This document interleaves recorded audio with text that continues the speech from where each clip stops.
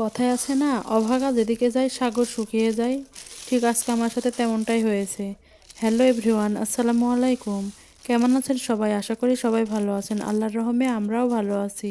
আজকে ভাবছিলাম যে ভাপা পিঠা বানাবো। বেশ কয়েকদিন ধরে কোনো ভিডিও ছাড়তে পারিনি। ছেলের পরীক্ষা ছিল, একটু ব্যস্ত ছিলাম সেই কারণে। তো ভাপা পিঠা বানাতে গিয়ে পিঠাটা আমি কোনোভাবেই বানাতে পারলাম না। ভাবছিলাম যখন দুই একটা বানানো হবে তখন ভিডিও করব, কারণ প্রত্যেকবার আমি যখনই বানাতে যাই তখনই আমি ফেল করি। তো ভাবছিলাম যে আগে বানাবো দুই একটা, তারপরে হলে তারপরে আগে ভিডিও ধরবো। তো যেহেতু বানাতেই পারিনি তো ভিডিও আর করলাম না। তো যাই হোক, এদিকে আসলাম মুড়ি মাখাবো বলে। তো মুড়ি মাখাতে এসে দেখি মুড়িও শেষ হয়ে গেছে। তো আমাদের শাশুড়ির মানে ডিব্বাতে কিছু ছিল পলিথিনের মধ্যে, আর আমার ঢোপের মধ্যে কিছু ছিল।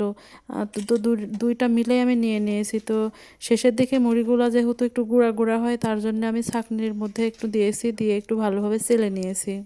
মুড়ি মাখানোর জন্য এখানে আমি বুট নিয়ে নিয়েছি, আর সাথে পেঁয়াজ মরিচ কেটে নিয়েছি, সাথে একটু ধনেপাতা কেটে নিচ্ছি।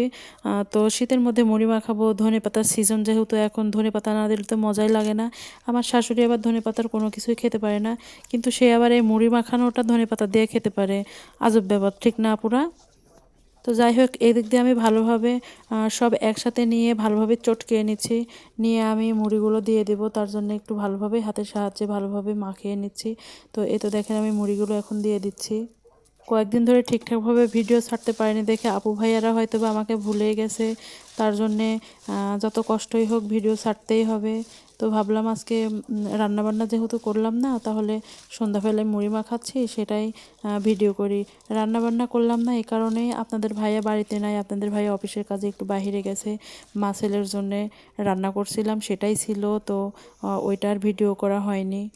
তার জন্য আজকে মুড়ি মুড়ি মাখানোটাই ভিডিও করলাম। তো যাই হোক, ভিডিও করা সেটা কোনো ব্যাপার না, রান্নাবান্না সেটা কোনো ব্যাপার না, আপনাদের সামনে মানে গল্প করব এটাই হলো বড় ব্যাপার। তো লাইক দিয়ে ভিডিওটি শেষ পর্যন্ত দেখে নেবেন, তাহলে খুব ভালো লাগবে। একটা ভিডিও বানাতে অনেকটাই কষ্ট হয়, কিন্তু আপনারা লাইক দেন না, শুধু কমেন্টই করেন। আপু ভাইয়ারা যতগুলো কমেন্ট করেন ততগুলো যদি প্রত্যেকজনই লাইক দিতেন তাহলে অনেক বেশি ভালো হতো, তাহলে ভিডিওগুলো আরও কিছু মানুষের কাছে পৌঁছে যেত।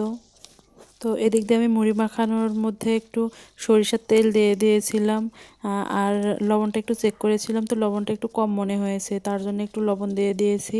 দিয়ে আবারও ভালোভাবে মাখিয়ে নিয়েছি। এখন অবধি যে আপু ভাইয়ার আমার ভিডিওটি দেখছেন তাদেরকে অসংখ্য ধন্যবাদ।